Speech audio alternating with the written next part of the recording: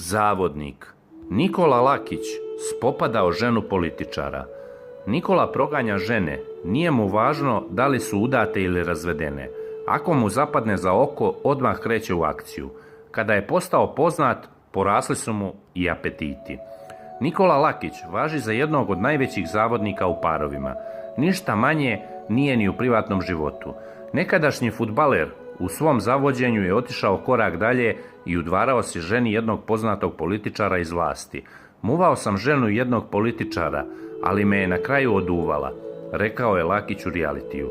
Kontaktirali smo s njegovom drugaricom, koja nam je ispričala sve detalje.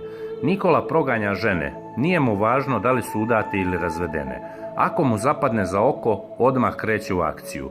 Kada je postao poznat, porasli su mu i apetiti.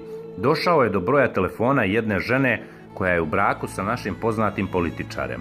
Muvao je danima, neprestano joj slao poruke i svoje fotografije. U početku je bio fin, ali je vremenom počeo da šalje i fotke na kojima pozira potpuno nag, priča Lakićeva drugarica koja je insistirala na anonimnosti. Ona kaže da je Nikola bio ubeđen da će se supruga našeg moćnika razvesti zbog njega.